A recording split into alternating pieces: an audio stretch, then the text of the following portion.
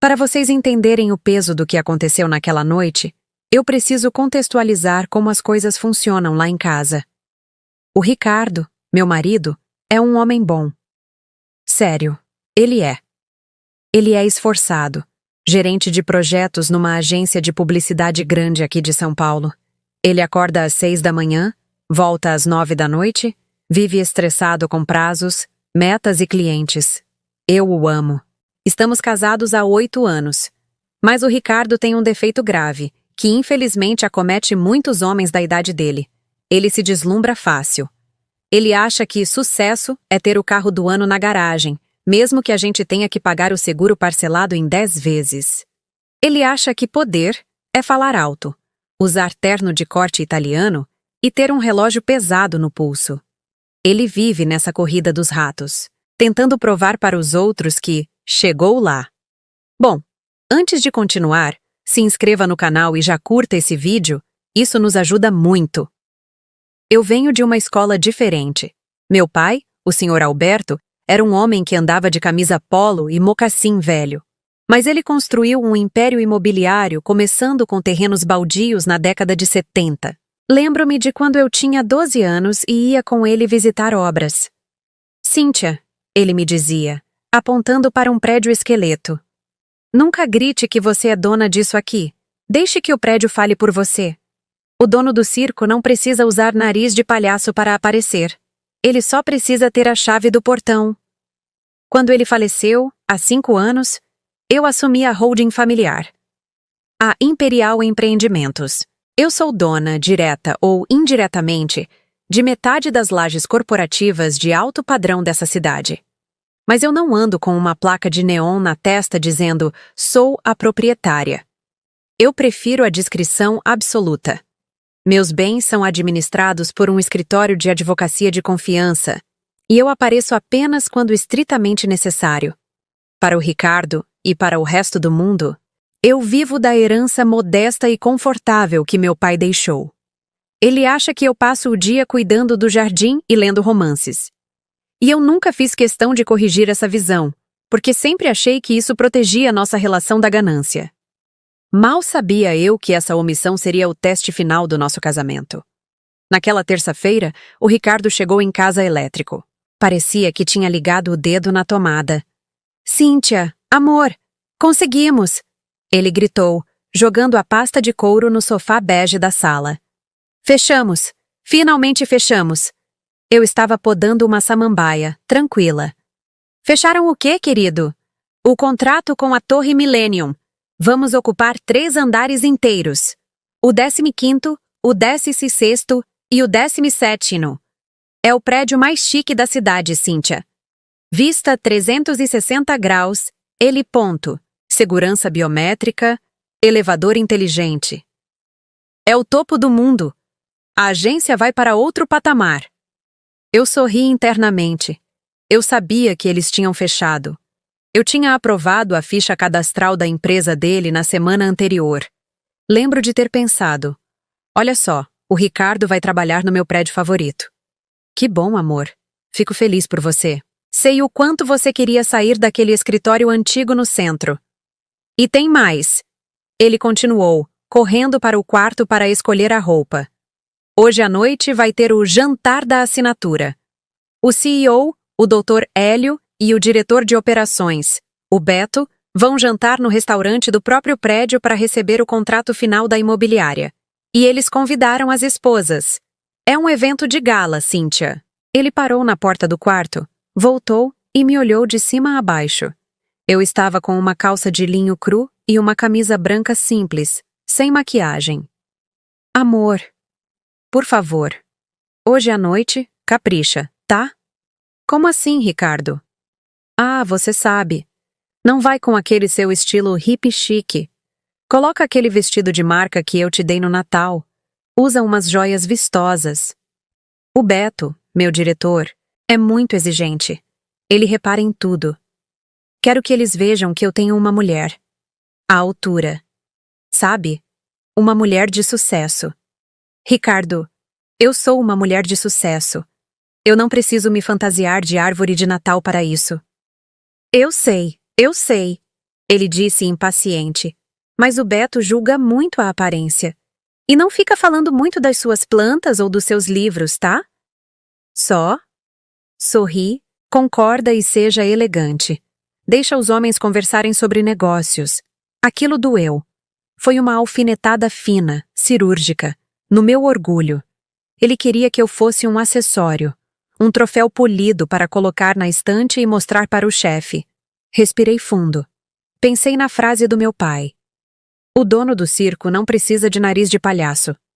Pode deixar, Ricardo. Eu respondi, com a calma de um monge tibetano prestes a aplicar um golpe de Kung Fu. Vou ser a elegância em pessoa. O restaurante ficava na cobertura da Torre Millennium. Meu prédio. Eu conhecia cada garçom pelo nome, cada cozinheiro, cada detalhe daquele lugar. Porque fui eu que aprovei o projeto de decoração há 3 anos. Eu sabia que o mármore do piso veio da Itália e que o lustre central custou o preço de um apartamento popular. Quando o elevador panorâmico subiu, o Ricardo estava suando frio, ajeitando a gravata pela 1000ª vez. Lembra, Cíntia? Sorria. O Beto é uma fera. Se ele gostar de você, minha promoção tá garantida. As portas se abriram e fomos levados até a mesa principal, perto da janela de vidro, com a vista da cidade iluminada aos nossos pés. E lá estava ele, o tal do Beto, diretor de operações. Sabe aquele tipo de homem que parece que está brigando com a própria roupa? O terno era azul brilhante demais, apertado demais. O relógio no pulso era tão grande e dourado que parecia um relógio de parede de cozinha, e ele falava numa altura que incomodava as mesas vizinhas. Ricardo, meu garoto! Beto gritou sem levantar da cadeira para nos cumprimentar. E essa deve ser a famosa Cíntia. Senta aí, querida. O lugar é chique. Cuidado para não quebrar nada, hein? Ele riu. Uma risada alta, forçada, que mostrava todos os dentes clareados artificialmente. Eu sorri educadamente, aquele sorriso de Mona Lisa, e me sentei. Observei a mesa. Havia garrafas de vinho que custavam o salário de um trabalhador comum. O CEO, Dr. Hélio, um senhor mais velho e com cara de cansado, apenas acenou com a cabeça. A esposa dele nem olhou para mim, ocupada demais digitando no celular. Beto pegou a taça de vinho tinto. E aqui, minhas amigas, eu tive que usar todo o meu autocontrole para não revirar os olhos. Ele segurou a taça pelo bojo, com a mão cheia, esquentando o vinho com o calor da palma da mão. Qualquer pessoa que entende o mínimo de etiqueta sabe que se segura pela haste. Ele girou o vinho com tanta força que parecia que estava batendo uma massa de bolo na batedeira. O vinho quase voou na camisa branca do Ricardo. Sentiu o aroma? Ele disse para o Ricardo, fungando dentro da taça. Isso aqui é carvalho francês. Madeira de primeira. Paguei 2.000 nessa garrafa. Tem que saber apreciar. Notas de couro e tabaco, sentiu? Eu pensei. Você está bebendo vinho quente e estragado pela sua própria mão suada, e a única nota que tem aí é a nota fiscal que você vai tentar reembolsar na empresa depois. Mas fiquei calada. O garçom se aproximou para servir água. Era o seu Arlindo, um senhor de 60 anos, cabelos brancos, impecável, que trabalha no prédio desde a inauguração. Um doce de pessoa, que sempre perguntava da minha mãe. Beto nem olhou na cara dele. Ô, amigão! Beto estalou os dedos na cara do Arlindo. Estalou os dedos. Traz mais gelo aqui. E anda logo que minha garganta tá seca. O serviço aqui tá devagar, hein? Vou ter que reclamar com a gerência. O Ricardo encolheu na cadeira, envergonhado, fingindo que arrumava o guardanapo. Eu senti meu sangue ferver. Tratar mal quem serve é o atestado definitivo de pobreza de espírito. Não importa quanto dinheiro você tenha, se você trata mal o garçom, você é miserável. Com licença, eu disse suavemente para o seu Arlindo quando ele serviu minha água. Obrigada pelo serviço, Arlindo. Como está a sua neta? O garçom parou, surpreso. Ele me olhou, reconheceu minha voz, eu estava de óculos escuros quando entrei, e vi um brilho de reconhecimento no olhar dele. Ele sabia quem eu era. Está ótima, Dee. Senhora Cíntia, Obrigado por perguntar. Eu fiz um gesto discreto com o dedo nos lábios. Chiu. Ele entendeu na hora, piscou para mim e saiu com um sorriso cúmplice. O jantar seguiu com o Beto dominando a conversa. Ele não conversava, ele palestrava. Falava de carros importados, de viagens para Miami, de como ele dobrou a imobiliária na negociação do aluguel. A gente amassou eles, Ricardo, Beto dizia de boca cheia, mastigando um pedaço de cordeiro. A proprietária desse prédio deve ser uma viúva velha gagá que não sabe de nada. A imobiliária disse que ela nem lê os contratos. A gente conseguiu um desconto que ela nem vai sentir. Mulher quando herda dinheiro é assim mesmo. Não sabe fazer conta, só sabe gastar no shopping. O Dr. Hélio parecia desconfortável, mas não cortava o Beto. Afinal, o Beto trazia resultados agressivos. O Ricardo? O Ricardo ria de nervoso, concordando com a cabeça. É. O Beto é fera na negociação, amor. Ele disse para mim, tentando me incluir na conversa tóxica. Ele conseguiu 20% abaixo do mercado. Um gênio. Eu cortei meu cordeiro em silêncio. A carne estava no ponto perfeito. Pelo menos a cozinha do meu inquilino funcionava bem. Viúva velha gagá, pensei. Guardei essa informação na gaveta da memória, junto com a caneta tinteiro na minha bolsa. Pedi licença para ir ao toalete. Eu precisava respirar. Aquele cheiro de arrogância estava me enjoando mais que vinho barato. No banheiro de mármore e espelhos dourados, encontrei a esposa do Beto, uma moça jovem, bonita, mas com um olhar triste. Ela retocava o batom como se fosse uma pintura de guerra. Difícil, né? Ela disse, me vendo lavar as mãos. O quê? Perguntei. Esses jantares. Eles falam, e a gente tem que ficar sorrindo igual boneca de cera. O Beto adora se ouvir falar. Às vezes eu acho que ele casou com o próprio reflexo. Eu senti pena dela. Força, querida. A noite é uma criança, mas às vezes a criança cresce e dá o troco. Eu disse, enigmática. Voltei para a mesa decidida. Eu não ia deixar aquilo barato. Não hoje. A sobremesa chegou. Um tiramisu desconstruído. O clima estava festivo na mesa dos homens. Eles já tinham bebido mais 2 garrafas de vinho. Amanhã é o grande dia. Beto brindou, levantando a taça e quase derrubando no colo do CEO. Amanhã a gente pega as chaves. Imaginem, senhores, escritório novo, vista para o mar. Nossos clientes vão ficar de queixo caído. A gente vai dobrar o faturamento só pela aparência, porque cliente gosta de ver poder. De repente, o olhar de predador do Beto caiu sobre mim. Eu estava quieta demais para o gosto dele. Mulheres quietas e observadoras incomodam homens barulhentos e vazios. Eles sentem que estão sendo julgados. E estão. E você, Cíntia?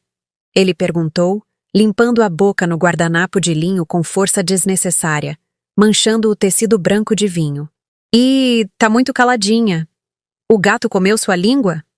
Ou você não entende o que a gente está falando? Estou apenas ouvindo, Beto. Aprendendo com a sabedoria peculiar de vocês. Respondi, com uma ironia fina que passou a quilômetros da cabeça dele. Sei. Ele recostou na cadeira, palitando os dentes. Sim, ele pediu um palito no restaurante mais caro de São Paulo. O Ricardo me disse que você não trabalha fora, que fica em casa cuidando das plantinhas e lendo livrinho de romance. O Ricardo ficou pálido. Ele tentou intervir, mas do jeito frouxo dele. Beto, a Cíntia administra as coisas da família dela. Ela tem as ocupações dela. O Ricardo disse, a voz sumindo. Ah, administra. Beto gargalhou, batendo na mesa. Administra o quê? A fatura do cartão de crédito? O horário da massagista? O passeio do cachorro? A mesa toda riu. O CEO riu. Os outros diretores riram. E para minha decepção profunda, cruel e definitiva, o Ricardo deu um risinho amarelo. Ele baixou a cabeça e riu junto. Ele não me defendeu. Ele preferiu agradar o chefe idiota a honrar a esposa que estava ao lado dele há 8 anos. Beto se sentiu o dono do mundo. Ele inclinou o corpo para a frente, invadindo meu espaço pessoal. Fala sério, Cíntia. Como você se sente? Ele perguntou com um sorriso de deboche. O Ricardo aqui, suando a camisa, trabalhando 14 horas por dia, aguentando pressão. E você aí, na vida mansa. Seu maior desafio do dia deve ser escolher a cor do esmalte, né? Ele olhou para os outros homens na mesa, buscando plateia. É ou não é, rapaziada? Deve ser difícil essa vida de esposa troféu. Como é saber que tudo o que você veste, come e usa vem do suor desse rapaz aqui? Você entende de alguma coisa além de gastar? O silêncio que se seguiu foi constrangedor. Até o pianista do restaurante pareceu tocar mais baixo. As outras mesas olharam. Eu vi a esposa do Beto baixar a cabeça, envergonhada pelo marido. Eu pousei minha colher de sobremesa no prato. Limpei os cantos da boca delicadamente. Olhei para o Ricardo. Ele estava olhando para o prato, fingindo que estava analisando a textura do tiramisu. Covarde. Respirei fundo. Aquele ar-condicionado com cheiro de lavanda, que eu escolhi pessoalmente para o prédio, nunca foi tão revigorante. Beto. Comecei, com a voz aveludada, mas firme como aço. Você fez uma pergunta interessante, sobre o que eu entendo. Nesse exato momento, como se fosse cronometrado pelo destino, a porta de vidro fosco do restaurante se abriu. Um homem de terno cinza chumbo, impecável, com uma postura ereta, entrou. Era o Dr. Siqueira, o advogado sênior e gestor da minha holding. Ele caminhou pelo salão com passos firmes, ignorando o maitre, ignorando os garçons. Ele sabia onde me encontrar. O Beto, vendo aquele homem distinto se aproximar, achou que era alguém importante vindo falar com ele. Ele estufou o peito, ajeitou o paletó. Pois não? A mesa da diretoria é restrita. Amigo. Beto disse grosseiro, levantando a mão para parar o advogado. O Dr. Siqueira nem olhou para ele. Ele passou pelo Beto como se ele fosse um móvel mal posicionado. Ele parou ao meu lado e fez uma leve reverência. Boa noite, senhora Cíntia. Desculpe interromper seu jantar. A mesa congelou. O Beto parou com o garfo no ar. Senhora Cíntia? Boa noite, Siqueira. Eu respondi, sem levantar da cadeira. Algum problema urgente? Nenhum problema, senhora. Apenas uma formalidade. A imobiliária enviou o contrato final da locação dos 3 andares da Torre Millennium agora há pouco, via portador. Como eu sabia que a senhora estava jantando aqui no prédio, achei melhor trazer para a assinatura final pessoalmente, para liberar a entrega das chaves amanhã cedo às 8 horas, conforme a solicitação urgente dos locatários. Siqueira colocou uma pasta de couro preta pesada na minha frente. O Ricardo levantou a cabeça, os olhos arregalados, confusos. Cíntia? O que é isso? Por que o contrato da minha empresa tá com você? Siqueira? Quem é esse cara? Beto franziu a testa, o sorriso desaparecendo, substituído por uma expressão de dúvida. Ei, amigão. Esse contrato é com a Holding Imperial, o proprietário do prédio. O que você tá entregando para a esposa do meu funcionário? Você tá maluco? Isso é documento confidencial. Eu abri a pasta calmamente. O barulho do zíper abrindo ecoou no silêncio da mesa. Peguei minha bolsa. Tirei de lá o estojo de couro antigo. Abri e tirei a caneta tinteiro Montblanc que foi do meu pai. Aquela caneta já assinou a compra de metade dos terrenos da Zona Sul. Siqueira, eu disse, ignorando completamente o chilique do Beto. A Holding Imperial sou eu. O som do queixo do Beto batendo na mesa foi quase audível. O garfo caiu da mão dele e bateu no prato de porcelana. Clang. O CEO, Dr. Hélio, engasgou com a água e começou a tossir. Como? Dr. Hélio perguntou com um fio de voz, vermelho. A Imperial Empreendimentos. É a minha empresa, Dr. Hélio. Todos os 42 andares desta torre, incluindo este restaurante onde estamos, pertencem a mim. Eu sou a viúva velha e gagá, que o seu diretor mencionou agora há pouco. Só que não sou viúva. Sou casada com o seu gerente de projetos. O silêncio agora era sepulcral. O Ricardo me olhava como se eu tivesse virado um ser de outro planeta. Ele tremia. Cíntia, você é dona do prédio? Do Millennium? Ricardo gaguejou. Sou, querido. Herança do papai, que eu administro. E não apenas gasto, como o seu colega sugeriu. Eu virei lentamente para o Beto. Ele estava pálido, transparente. A arrogância tinha evaporado, deixando para trás apenas um homem pequeno e assustado. Ele parecia uma estátua de cera derretendo sob o calor da verdade. Beto, respondendo à sua pergunta de antes. Eu disse, folheando o contrato com calma, página por página. Você perguntou o que eu entendo. Eu entendo de gestão de ativos. Eu entendo de valorização patrimonial. E, principalmente, eu entendo de perfil de inquilino. Passei o dedo sobre a cláusula 12, parágrafo 4º. Rescisão unilateral. Um prédio como este, Beto, tem uma reputação. É um ecossistema. A gente preza pela educação, pelo respeito aos funcionários, pela classe.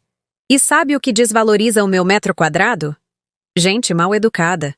Gente que estala o dedo pro garçom Arlindo, que é como se fosse da minha família. Gente que acha que dinheiro compra boas maneiras. Gente como você. Olhei nos olhos dele. Ele tremia visivelmente. Doutora Cíntia, veja bem. Foi uma brincadeira. Eu não sabia. Ele tentou, a voz falhando, fina. Não me chame de doutora. Não tenho doutorado. Me chame de proprietária. Peguei a caneta. O Beto esticou a mão num reflexo de desespero, como se quisesse segurar minha mão.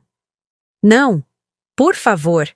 Dona Cíntia, a gente já avisou os clientes da mudança. Os convites da inauguração já saíram. O caminhão de mudança tá agendado para amanhã. A gente não tem para onde ir. Que pena, respondi friamente. Vocês vão ter que reimprimir os convites e cancelar o caminhão. Com um traço firme, elegante e definitivo, risquei a página inteira da assinatura. O som da pena da caneta rasgando o papel foi música para os meus ouvidos. Escrevi em letras garrafais no rodapé, para não deixar dúvidas. Indeferido por incompatibilidade de conduta. Fechei a pasta. Plaft. O barulho da pasta batendo na mesa soou como um martelo de juiz sentenciando o fim da festa. Entreguei a pasta para o Siqueira, que mantinha a expressão impassível. Siqueira, avise a imobiliária agora mesmo. O contrato está cancelado. E peça para a segurança acompanhar os senhores até a saída. Eles não são mais bem-vindos no restaurante. A conta é por minha casa, como cortesia de despedida. Sim, senhora, imediatamente. O CEO, Dr. Hélio, levantou-se desesperado, derrubando a cadeira. Dona Cíntia, pelo amor de Deus, é um mal-entendido. O Beto é um idiota, eu sei, eu admito. Mas a empresa não pode pagar por isso. Nós somos uma multinacional. Nós investimos tudo nessa mudança. Eu olhei para o CEO com serenidade. Dr. Hélio, o senhor é o dono da empresa. O senhor estava sentado aí o tempo todo. O senhor viu seu diretor tratar mal o garçom. O senhor viu ele humilhar a esposa do seu funcionário na frente de todos. E o senhor riu. O senhor foi omisso. Quem ri de injustiça é cúmplice dela. O meu prédio não aceita cúmplices. Procurem outro lugar. Talvez um galpão na zona industrial combine mais com a energia arrogante de vocês. Levantei-me. Arrumei meu vestido. Aquele simples que não era de marca, mas que valia mais que o terno do Beto. O Beto estava com a cabeça entre as mãos, chorando. Sim, chorando. O tubarão virou um peixinho dourado fora d'água. A esposa dele me olhou e, juro por Deus, vi um leve sorriso de bem feito no canto da boca dela. Ricardo finalmente saiu do transe catatônico. Cíntia, espera! Você não pode fazer isso comigo. Eu trabalho lá. É minha carreira. O que eu vou fazer amanhã? Olhei para o meu marido e senti uma tristeza profunda. Não raiva. Pena. Ricardo, Quando ele me chamou de inútil, você riu. Quando ele disse que eu só gastava seu dinheiro, você baixou a cabeça e concordou. Você queria tanto impressionar esses homens de terno brilhante que esqueceu de respeitar a mulher que dorme ao seu lado e que te apoia há 8 anos. Amor, eu tive medo. Medo de perder o emprego. O medo te fez pequeno, Ricardo. Pois agora você perdeu o escritório dos sonhos. E talvez tenha perdido o respeito da sua esposa também. Eu vou para casa com o Siqueira. Você pega um Uber e pensa bem se deve ir para casa hoje. Dei as costas. O seu Arlindo, o garçom, estava na porta. Ele abriu a porta para mim e fez uma reverência discreta, com um sorriso de orelha a orelha. Boa noite, dona Cíntia. Foi um prazer. Boa noite, Arlindo.